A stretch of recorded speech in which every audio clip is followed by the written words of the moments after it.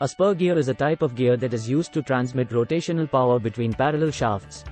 It is one of the most common types of gears and is characterized by its straight teeth that are parallel to the axis of rotation. The straight teeth of spur gears make them easy to manufacture, and they are therefore widely used in a variety of mechanical systems, including automobiles, appliances, and industrial machinery. Spur gears are typically made from metal, such as steel or aluminum, but can also be made from plastic or other materials. They come in a variety of sizes and can be designed for specific applications, such as high-speed or high-load applications. The most common form of spur gear is the spur gear with parallel shafts, but spur gears can also be used in crossed shafts configurations. Spur gears are typically used in pairs, with one gear, the driver gear, transmitting power to the other gear, the driven gear. The gears are typically located in a gearbox, which allows them to rotate at different speeds and in opposite directions. This allows the gears to transmit power at a specific ratio, which can be adjusted by changing the number of teeth on the gears. Spur gears are relatively simple in design and are relatively inexpensive to manufacture.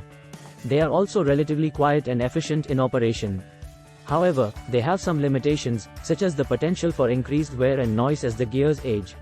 Additionally, they are not suitable for high-speed applications, as their straight teeth can cause vibrations. Overall, spur gears are an essential component in many mechanical systems and are widely used in various industries due to their reliability, simplicity and cost-effectiveness. There are several formulas that are commonly used to calculate the properties of spur gears. Some of the most important formulas include 1. Pitch circle diameter, PCD. This formula is used to calculate the diameter of the circle that the gear's teeth are located on. It is typically given by PCD equals number of teeth plus 2, pitch diameter. 2. Pitch diameter. This formula is used to calculate the diameter of the gear at the point where the tooth space and tooth width are equal. It is typically given by pitch diameter equals number of teeth, pitch. 3. Tooth profile. This formula is used to calculate the shape of the gear's teeth. It is typically given by tooth profile equals 2x pi x, base diameter plus addendum, dedendum, number of teeth. 4. Center distance. This formula is used to calculate the distance between the center of two gears in mesh. It is typically given by center distance equals number of teeth of driver gear plus number of teeth of driven gear, 2x pitch diameter. 5.